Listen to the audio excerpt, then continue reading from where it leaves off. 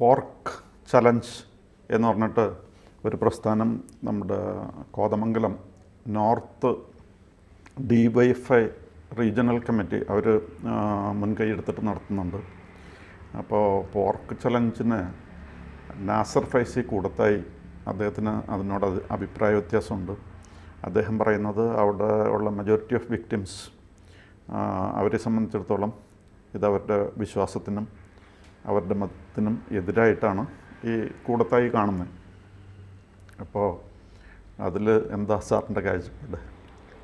അല്ല, ഇസ്ലാമിൻ്റെ ദൃഷ്ടിയിൽ നാസർ ഫൈസി കൂടത്തായി പറഞ്ഞതാണ് ശരി. അങ്ങേര് പറഞ്ഞതിൽ തെറ്റൊന്നും നമുക്ക് പറയാൻ പറ്റില്ല. കാരണം ഇസ്ലാമിൽ പോർക്ക് ഹറാമാണ്, അത് കഴിക്കാൻ പാടില്ല, അതിൽ നിന്ന് കിട്ടുന്ന പണവും ഉപയോഗിക്കാൻ പാടില്ല. അതുകൊണ്ട് പോർക്ക് കച്ചവടം മുസ്ലിങ്ങൾ നടത്തുകയില്ല പ്രായമാണ്. ഇനി ഒന്നോറ്റോ ആരെങ്കിലും നടത്തുന്നുണ്ടെങ്കിൽ അയാൾ ചെയ്യുന്നത് ഷിർക്കാണെന്നാണ് ഇസ്ലാമിൻ്റെ തീരുമാനം.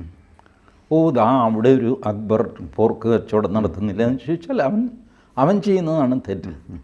ഇസ്ലാമിന് വിരുദ്ധമായിട്ടാണ് അവൻ ചെയ്യുന്നത്.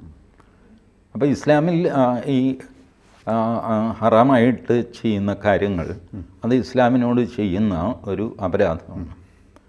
ഈ മരിച്ചതിൽ കൂടുതലും മുസ്ലിങ്ങളായിരുന്നു എന്ന് നാസർ ഫൈസി പറയുന്നു. എനിക്ക് അറിയില്ല. ബട്ട് അന്നും ഞാനൊരു ഇഷ്യൂ റേസ് ചെയ്തിരുന്നു. ഈ മരിച്ചവരുടെ പകുതി മൃതദേഹങ്ങൾ അല്ലെങ്കിൽ ഒരു കഷ്ണം ഒക്കെ കിട്ടിയിട്ട് അതെല്ലാം കെട്ടിവെച്ചിട്ട് സർവമത പ്രാർത്ഥന നടത്തി. അതും ഒരു അന്യായമായിരുന്നു. വാസ്തവത്തിൽ നാസർ ഫൈസി അതിനെയും എതിർക്കേണ്ടതായിരുന്നു. കാരണം ആ കൂട്ടത്തിൽ ഏതെങ്കിലും മുസ്ലിം ഉണ്ടെങ്കിൽ അയാളുടെ ശരീരഭാഗമാണല്ലോ ഈ പൊതിഞ്ഞു വെച്ചിരിക്കുന്നത്. അയാളുടെ ശരീരഭാഗത്തിന് നേർക്ക് ക്രിസ്ത്യൻ പ്രാർത്ഥനയോ ഹിന്ദു പ്രാർത്ഥനയോ ചെയ്യുന്നത് അയാളോട് ചെയ്യുന്ന അപരാധമാണ്. അത് ചെയ്തുകൂടാത്തതാണ്. പക്ഷേ ഇത് തിരിച്ചറിയാൻ നിർവാഹമില്ല. അതുകൊണ്ട് ഒരുപക്ഷെ നാസർ ഫൈസി അന്നൊന്നും മിണ്ടിക്കാണുന്നില്ല. പക്ഷേ അന്നൊരു പോയിൻ്റ് ഞാൻ പറഞ്ഞിരുന്നു, ഈ മരിച്ചുപോയവരിൽ ആരെങ്കിലും നിരീശ്വരവാദി ഉണ്ടെങ്കിൽ അയാളോട് ഈ 3 മതങ്ങളും കൂടെ കാണിക്കുന്ന തെമ്മാടിത്തരമാണ് ആ പ്രാർത്ഥന. അപ്പം അത് അലോ ചെയ്യുക എന്ന് പറയുന്ന ഒരുമാതിരി ഈ ഭോഷ്ക്ക് കേരളത്തിലുണ്ട്. മാത്രമല്ല ഇവർ ബൗദ്ധന്മാർ, പാഴ്സികൾ, ജൂതന്മാർ, സിഖുകാർ, ജൈനന്മാർ ഇവരൊക്കെ ആയിരുന്നെങ്കിൽ ഇവരിൽ ആരെങ്കിലും ഒരാളുണ്ടായിരുന്നു എന്ന് വെച്ചാൽ നമുക്കറിയില്ല ആരാ മരിച്ചു പോയതെന്ന്. കാരണം അവിടെ വന്ന ടൂറിസ്റ്റുകളുണ്ട്, താമസിച്ച ടൂറിസ്റ്റുകളുണ്ട്, വന്നും പോയി നിൽക്കുന്നവരുണ്ട്. ആരൊക്കെ ഉണ്ടെന്ന് ആർക്കും അറിയില്ല. അപ്പോൾ അവരോട് ചെയ്യുന്ന അപരാധവുമാണ് ഈ സർവമത പ്രാർത്ഥന. 3 മതങ്ങൾ എന്ന് പറഞ്ഞാൽ ഹിന്ദു, ക്രിസ്ത്യൻ, മുസ്ലിം ഇവരാണ് പ്രബലർ, അതുകൊണ്ട് അവരുടെ മതി, ബാക്കിയുള്ളവരൊന്നും വേണ്ട എന്നൊക്കെ മരണസമയത്ത് തീരുമാനിക്കുന്നത് മഹാഭാവമല്ലേ. ഈ മഹാഭാവമൊക്കെ മലയാളത്തിൽ ചെയ്തു. കാരണം നമ്മളുടെ ഒരു ഡ്യൂപ്ലിസിറ്റി, ഒരു സ്കൾഡഗറി, ഇത് വേൾഡ് ഫേമസ് ആണ് മലയാളികളുടെ. അപ്പോൾ DYFI ഒരിക്കലും ഇത് ചെയ്തുകൂടാത്തതാണ്. അവർക്കും ഇത് ചെയ്യാൻ ധാർമ്മികാവകാശമില്ല. കാരണം 2010 ഇസ്ലാമിക് ബാങ്ക് കൊണ്ടുവന്നത് തോമസ് ഐസക്കാണ്. അത് സുബ്രഹ്മണ്യൻ സ്വാമി കേരള ഹൈക്കോടതിയിൽ ചലഞ്ച് ചെയ്ത് അവസാനം അത് പരാജയപ്പെട്ടു എന്ന് വെച്ചാൽ അന്ന് മൻമോഹൻ സിംഗിൻ്റെ ഭരണകാലമാണ്. റിസർവ് ബാങ്ക് ഓഫ് ഇന്ത്യ ഒരു ടഫ് സ്റ്റാൻഡ് എടുത്തു. ഇന്ത്യയിൽ ഇസ്ലാമിക് ബാങ്ക് അനുവദിക്കാൻ സാധ്യമല്ല, ഞങ്ങൾ അനുവദിക്കില്ല, ഹൈക്കോടതി എന്ത് വേണമെങ്കിലും ചെയ്തു എന്ന് പറഞ്ഞു. അപ്പോൾ ഹൈക്കോടതി പറഞ്ഞു, ഇപ്പോൾ റിസർവ് ബാങ്ക് അനുവദിക്കില്ലെങ്കിൽ പിന്നെ ഞങ്ങൾ ഇതിൽ കിടന്ന് ബുദ്ധിമുട്ടിയിട്ട് കാര്യമില്ല എന്ന് പറഞ്ഞിട്ട് അത് അവസാനിച്ചു. അങ്ങനെ ഇസ്ലാമിക് ബാങ്ക് എന്നുള്ള ആശയം പരാജയപ്പെട്ടു. ഈ ഇസ്ലാമിക് ബാങ്ക് പലിശരഹിത ബാങ്കാണെന്നാണ് വയ്പ്. ഇതിനൊക്കെ കൂട്ടുനിന്ന ആൾക്കാരാണ് കേരളത്തിലെ CPM. ഇപ്പോൾ അവർ ഈ പോർക്ക് ചലഞ്ച് നടത്തുന്നത് വാസ്തവത്തിൽ ഇസ്ലാമിനോട് ചെയ്യുന്ന അന്യായമാണ്. അവരുടെ ഭാഗത്തു നിന്ന് നോക്കുമ്പോൾ നമുക്ക് പ്രശ്നമൊന്നുമില്ല. CPMൻ്റെ ഭാഗത്തു നിന്ന് നോക്കുമ്പോൾ അവർ ചെയ്യുന്ന അന്യായമാണ്. അവർ ഇസ്ലാമിനെ പ്രകോപിപ്പിക്കാൻ വേണ്ടി ചെയ്യുന്നതാണ്, രാഷ്ട്രീയ ലക്ഷ്യത്തോടെ ചെയ്യുന്നതാണ്. കാരണം കഴിഞ്ഞ തെരഞ്ഞെടുപ്പിൽ ഹിന്ദു ക്രിസ്ത്യൻ വോട്ടുകൾ നഷ്ടപ്പെട്ടു. അത് തിരിച്ചു പിടിക്കാനായിട്ട് ഈ ഒരു അധമ മാർഗമാണ് CPM DYFI വഴി ചെയ്തിരിക്കുന്നത്. ഇത് people will see through this game. ആ 4 പന്നിയെ വെട്ടി കച്ചവടം ചെയ്തിട്ട് അതിൻ്റെ കാശ് കൊണ്ടുപോയി കൊടുത്തു കഴിഞ്ഞാൽ ഒന്നും ഇസ്ലാം അത് വാങ്ങില്ല. പിന്നെ നാസർ ഫൈസി അവരുടെ സ്വാധീനം ഉപയോഗിച്ച് ഈ കാശ് വാങ്ങില്ല, അവർക്ക് വാങ്ങാൻ പാടില്ല, അത് തൊടാൻ പാടില്ല എന്നാണ് അവരുടെ പ്രിൻസിപ്പിൾ. ആ പ്രിൻസിപ്പിൾ ശരിയോ തെറ്റോ എന്നുള്ളത് വേറെ കാര്യം. അതാണ് അവരുടെ പ്രിൻസിപ്പിൾ. അതയാൾ തുറന്നു പറയുന്നു. എന്താ കുഴപ്പം? അപ്പോൾ അതിന് തുറന്ന് മറുപടി വേറൊരാൾ പറഞ്ഞിട്ടുണ്ട്. ഇൻഡിപെൻഡൻറ്റ് MLA ആണല്ലോ നമ്മുടെ KT ജലീൽ. KT ജലീൽ പറഞ്ഞിരിക്കുന്നത് ക്രിസ്ത്യാനികൾക്ക് പോർക്ക് എന്ന് പറഞ്ഞു കഴിഞ്ഞാൽ വലിയ താല്പര്യമാണ്. അപ്പോൾ അവർക്ക് താല്പര്യമുണ്ടെങ്കിൽ അവരുടെ താല്പര്യം നമ്മൾ പരിഗണിക്കേണ്ടതെന്നൊരു ചോദ്യം ചോദിച്ചിരിക്കുന്നു. പിന്നെ വേറൊരു ചോദ്യം ചോദിച്ചിരിക്കുന്നത് ബാങ്കിൽ നിന്ന് പലിശ വാങ്ങിക്കണം, അല്ലെങ്കിൽ പലിശ വാങ്ങിക്കണതിന് ജനറൽ അത് ഹറാമാണ്. അപ്പോൾ ഈ ബാങ്കിൽ നിന്നും പൈസ എങ്ങനെ വാങ്ങിക്കാം? ബാങ്ക് വഴി ഇതിൻ്റെ ട്രാൻസാക്ഷൻ നടത്തുമ്പോൾ പ്രശ്നമില്ലേ? അപ്പോൾ പലിശയ്ക്കും പ്രശ്നമില്ലേ?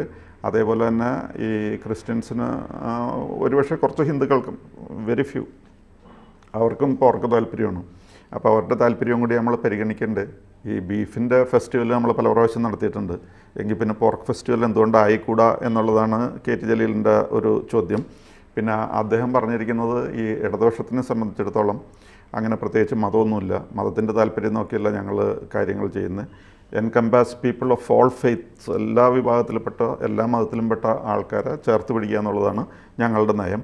അതുകൊണ്ട് ഞങ്ങൾക്ക് ഈ നാസർ ഫൈസി കൂടത്തായുടെ അഭിപ്രായത്തോട് യോജിപ്പില്ല എന്ന് KT ജലീൽ പറഞ്ഞിട്ടുണ്ട്. അയാൾ യോജിക്കേണ്ട, അയാളെ ആര് പരിഗണിക്കുന്നു? അയാൾ മുഖ്യധാരാ മുസ്ലിങ്ങളെ പ്രതിനിധീകരിക്കുന്ന ആളല്ല KT ജലീൽ. അയാൾ CPMൻ്റെ വാലായിട്ട് നടക്കുന്നൊരു മനുഷ്യനാണ്.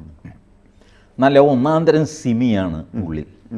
ആദ്യം സിമിയിൽ ഈ ക്വസ്റ്റനൊക്കെ ശരിക്കും KT ജലീലിനറിയാം. പക്ഷേ കഴിഞ്ഞ തെരഞ്ഞെടുപ്പിലെ തിരിച്ചടി അത് ഓവർകം ചെയ്യാൻ ഇപ്പോൾ KT ജലീൽ പറയുന്നത് വസ്തുതാപരമായിട്ട് ശരിയല്ല. ക്രിസ്ത്യാനികൾ പോർക്കും കഴിക്കും എന്നല്ലാതെ പോർക്ക് കഴിച്ചേ പറ്റൂ എന്നുള്ള ഒരു ക്രിസ്ത്യാനിയെ ഞാൻ കണ്ടിട്ടില്ല. അല്ല, അങ്ങനെ ക്രിസ്ത്യാനികൾക്ക് മറ്റ് ഇറച്ചി പോലെയാണ് പോർക്കിറച്ചി. അല്ലാതെ പോർക്കിറച്ചി വളരെ പവിത്രം ഇങ്ങനൊരു ഏർപ്പാട് ക്രിസ്ത്യാനിക്കില്ല. ഇന്ന ഇറച്ചിയോടൊരു പ്രതിബദ്ധത, പേഴ്സണൽ ടേസ്റ്റ് ഡിസ്റ്റേസ്റ്റ് ഒക്കെ ഉണ്ടാകും.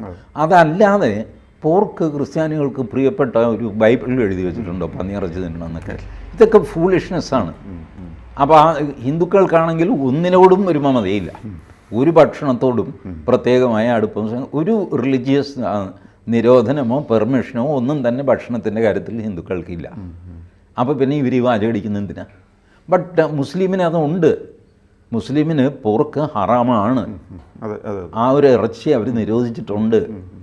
അതുകൊണ്ടാണ് അവരുടെ നാട്ടിലത് കിട്ടാത്തത്. പിന്നെ പല ഈ മാളൊക്കെ ഉണ്ടല്ലോ, അവിടെ വിൽക്കുകയോ കൊടുക്കുകയോ ചെയ്യുന്നുണ്ടാവും. ഈ ആളുകളെ പറയുമ്പോൾ നമ്മൾ പറയും നമ്പൂതിരിമാർ വെജിറ്റേറിയനാണ്. എൻ്റെ ഒരു കൂട്ടുകാരൻ നാരായണൻ നമ്പൂതിരി ഉണ്ട്, ആൾ നോൺ വെജിറ്റേറിയൻ കഴിക്കും. നിങ്ങളുടെ ഒരു കൂട്ടുകാരൻ അതൊരു എക്സെപ്ഷനാണ്. ബട്ട് ആസ് എ കമ്മ്യൂണിറ്റി അവർ വെജിറ്റേറിയൻസ് ആണ് എന്ന് പറയുന്ന പോലെ സൗദി അറേബ്യയിൽ ഇന്ന കടയിൽ പോയി കഴിഞ്ഞാൽ പോർക്ക് കിട്ടും എന്നൊക്കെ പറഞ്ഞിട്ട് കാര്യമൊന്നുമില്ല. Whether it is prevalent in Saudi Arabia അല്ല, pork is not, it is disliked. അപ്പോൾ അത് അവരുടെ മതത്തിൻ്റെ ഒരു പ്രശ്നം അതിലുണ്ട്. പലിശ വാങ്ങുന്നത് ഇപ്പോൾ ജലീൽ റേസ് ചെയ്ത പോയിൻ്റ് ഉണ്ടല്ലോ, പലിശ വാങ്ങിക്കൂടാ. പക്ഷേ ഇസ്ലാമിന് പല സ്ഥലത്തും ഈ അൽ തക്കിയ എന്നുള്ള ഒരു നിലപാടെടുക്കേണ്ടി വരുന്നു. കാരണം അവർ ന്യൂനപക്ഷമാണ്. അവർ ഭൂരിപക്ഷമാകുന്നത് വരെ ചില കാര്യങ്ങളിൽ അവർ വിട്ടുവീഴ്ച ചെയ്ത് ഇങ്ങനെ പോകണം. അതും അവർക്ക് റിലീജിയസ് സാങ്ഷനുണ്ട്. നിനക്ക് ശക്തി ഇല്ലെങ്കിൽ നീ പതുങ്ങിക്കിടക്കുക, ശക്തി ഉണ്ടാവുന്നത് വരെ. അപ്പോൾ അതുവരെ അവർ പലിശയൊക്കെ വാങ്ങും. ബട്ട് അവർക്ക് ശക്തി വന്നു കഴിയുമ്പോൾ ഈ പറഞ്ഞ ബാങ്കിങ് സിസ്റ്റം അത് ഇതൊക്കെ അവർ തച്ചുടയ്ക്കും. ഈജിപ്തിലൊക്കെ ഒരു പക്ഷേ പട്ടാള ഗവൺമെൻറ് ആയതുകൊണ്ട് ആണെന്ന് തോന്നുന്നു. ഇപ്പോൾ ഈ തക്കിയൊക്കെ മാറ്റി വെച്ചിട്ട് അവിടെ ബാങ്കിൽ എനിക്ക് തോന്നുന്നു ഇപ്പോൾ ഇൻട്രസ്റ്റിനുള്ള പ്രൊവിഷൻ ആയിട്ടുണ്ടെന്നാണ് ഈജിപ്റ്റ്. അങ്ങനെ കുറച്ച്, പിന്നെ അവിടെ പട്ടാള ഗവൺമെൻറ് ആയതുകൊണ്ട് അവർക്ക് അങ്ങനത്തെ തീരുമാനങ്ങൾ. പലിശ ഇല്ലാതെ ഫൈനാൻസ് നടക്കില്ല. ബാങ്കിങ്ങിൻ്റെ അടിസ്ഥാനം തന്നെ പലിശ, ഇൻട്രസ്റ്റ്. അത് വെച്ചിട്ടാണ് ബാങ്കുകൾ ഓപ്പറേറ്റ് ചെയ്യുന്നത്. അല്ലാതെ ബാങ്കിന് നിലനിൽക്കാൻ പറ്റില്ല. പേഴ്സണലി സാറിൻ്റെ ഞാൻ 1000 രൂപ വാങ്ങുന്നു, ഒരു മാസം കഴിഞ്ഞ് തിരിച്ചു തരുന്നു, സാറ് പലിശ വാങ്ങുന്നില്ല. ഇൻഡിവിജ്വലിറ്റീസ് ഒക്കെ ഇത് ബാങ്കിങ് അല്ല, വെറുതെ ഒരു കൈവായ്പയാണ്. ബാങ്ക് ഇതുപോലെ നിലനിൽക്കില്ല. സാറിന് ഒരു ബാങ്ക് നടത്തിക്കൊണ്ട് പോകാൻ പറ്റുമോ? ഇങ്ങനെ മോഹൻദാസ് ഒരു അത്യാവശ്യത്തിന് ചോദിച്ചു, കൊടുത്തു, പലിശ സാർ വാങ്ങുകയില്ല, ഞാൻ തരികയില്ല. അങ്ങനെ പലിശ വാങ്ങിച്ചു കഴിഞ്ഞാൽ അതൊരു അധാർമിക പ്രവൃത്തിയാണെന്ന് നമ്മുടെ സമൂഹത്തിൽ പറയും. ഒരു അത്യാവശ്യത്തിന് കൊടുത്ത 1000 രൂപയ്ക്ക് അങ്ങേര് പലിശ മേടിച്ചു എന്നൊക്കെ സാറിനെ കുറ്റപ്പെടുത്തുകയും ചെയ്യും. ബട്ട് ഇതൊന്നും ബാങ്കിങ് അല്ല. ബാങ്കിങ്ങിൻ്റെ അടിസ്ഥാനം പലിശയാണ്. ഇവർ തന്നെ ചെയ്യുന്നത് എന്താ, പലിശ എന്നുള്ള പേര് കളഞ്ഞു, പേര് മാറ്റിയിട്ട് വേറെ വാടക എന്നാക്കി. പണ്ട് കോഴിക്കോട് ഈ കടലിൽ പോകുന്നവർക്ക് രാവിലെ കാശ് വേണം, അവർക്ക് ഭക്ഷണം കഴിക്കണം, വേറെ ചിലവുകളൊക്കെ ഉണ്ട്. കടലിൽ നിന്ന് തിരിച്ചു വന്നു കഴിയുമ്പോൾ ഈ പൈസ അവർ തിരിച്ചു തരും. അപ്പോൾ അതിന് അവർ പലിശ വേണം. പക്ഷെ പലിശ ഇസ്ലാമിൽ വാങ്ങാനും പാടില്ല. അപ്പോൾ അതിന് അവർ ചെയ്തുകൊണ്ടിരുന്നത് ഈ 100 രൂപ രാവിലെ കൊടുത്തെങ്കിൽ 100 രൂപ വൈകുന്നേരം തിരിച്ചു തരും. ഒരു 10 രൂപ ഒരു വള്ളത്തിൻ്റെ ഷേപ്പിലാക്കിയിട്ട് മടക്കി അതും കൊടുക്കും. അതൊരു കൗതുക വസ്തു കൊടുക്കുന്നു. പലിശയല്ല, വാടകയല്ല, ഒന്നുമല്ല, ഒരു കൗതുക വസ്തു. ഇങ്ങനെയൊക്കെ ചെയ്ത് അവർ രക്ഷപ്പെട്ടുകൊണ്ടിരുന്നു അവരുടെ തന്നെ മതത്തിൻ്റെ ചട്ടക്കൂടിൽ നിന്ന്. പിന്നെ നമ്മളുടെ EMI സമ്പ്രദായം ഉണ്ടല്ലോ, അത് അവർക്ക് അക്സെപ്റ്റബിളാണ്. EMI അക്സെപ്റ്റബിളാണ്. അവർ ചെയ്യുന്നത്, സാറിനൊരു വീട് വാങ്ങണം 10 ലക്ഷം രൂപ. അപ്പോൾ 10 ലക്ഷം രൂപ ഞാൻ തരുന്നു. 10 ലക്ഷം രൂപ 5 വർഷം കൊണ്ട് സാറ് തിരിച്ചു തരണം. അപ്പോൾ തിരിച്ചു തരാനായിട്ട് അവർ പറയുന്നത്, ഈ വീട് ഞങ്ങളുടെ വീടാണ് സാറിന് തന്നിരിക്കുന്നത്, ആ വീടിന് വാടക അത് സാറ് തരണം.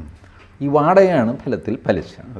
എന്നിട്ട് 10 ലക്ഷം എന്നുള്ളത് 15 ലക്ഷമായിട്ട് സാറ് വാടകയായിട്ട്, ആ വാടക 12ആയിട്ട് ഡിവൈഡ് ചെയ്ത് ഓരോ മാസവും സാറ് തരുന്നു. This is what is called EMI. ഈ EMI അവർ വാടക എന്നുള്ള പേരിൽ വാങ്ങും. ഇങ്ങനെയൊക്കെയാണ് ഇസ്ലാമിക് ബാങ്ക് നടക്കുന്നത്. കാരണം ബേസിക് ഇൻട്രസ്റ്റ് ഇല്ലാതെ ബാങ്കിങ് സാധ്യമല്ല. So they call it in some other name. അതുപോലും പാടില്ല എന്ന് പറയുന്ന അവരുടെ തലക്കെട്ടുകാരും താടിക്കാരും ഉണ്ട്. പലിശ എന്നുള്ള പേരിലാണ് പ്രശ്നം. പക്ഷേ പ്രാക്ടിക്കലി പലിശ ഏതെങ്കിലും രീതിയിൽ അത് വസൂലാക്കുന്നുണ്ട്. പിന്നെ മാത്രമല്ല, മെജോറിറ്റി ഓഫ് ദ പീപ്പിൾ ചെയ്യുന്നത് അവർ ഇപ്പോഴും പലിശ വാങ്ങുകയും കൊടുക്കുകയും ചെയ്തു. കാരണം സർക്കാർ ഉദ്യോഗത്തിൽ പ്രൊവിഡൻറ്റ് ഫണ്ടുണ്ട്. പ്രൊവിഡൻറ്റ് ഫണ്ടിൽ പലിശയുണ്ടല്ലോ, ചേരാതിരിക്കാൻ പറ്റില്ല. LIC ചേരാതിരിക്കാൻ പറ്റില്ല. LICയിൽ ചേരരുത്, അത് ഇസ്ലാമിക വിരുദ്ധമാണ് എന്ന് പറഞ്ഞ് ദേവബന്ദ് ഇൻസ്റ്റിറ്റ്യൂട്ടിൻ്റെ ഫത്വയുണ്ട്. ഇൻസ്പൈറ്റ് ഓഫ് ദാറ്റ് കേരളത്തിലെ ഈ താടിക്കാരും തലക്കെട്ടുകാരും അതങ്ങ് അവഗണിച്ചു. അവരുടെ യൂസഫുൽ ഖർദാവി, മുസ്ലിം ബ്രദർഹുഡിൻ്റെ, അങ്ങേരുടെ ഫത്വയുണ്ട്, പലിശ വാങ്ങാൻ പാടില്ല, ഇതുപോലത്തെ ഇൻഷുറൻസിൽ ചേരാൻ പാടില്ല എന്ന്. അതും അവരെ അവഗണിച്ചു. കാരണം ജീവിതവും മുന്നോട്ട് പോകണ്ടേ.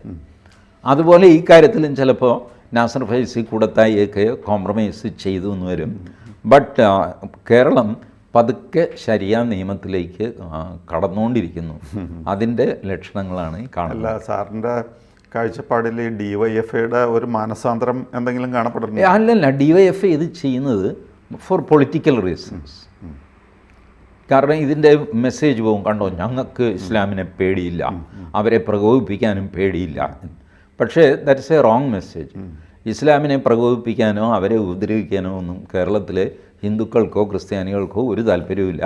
അങ്ങനെ ചെയ്തു എന്ന് വിചാരിച്ചിട്ട് അവർ സംപ്രീതരാകാനും പോകുന്നില്ല.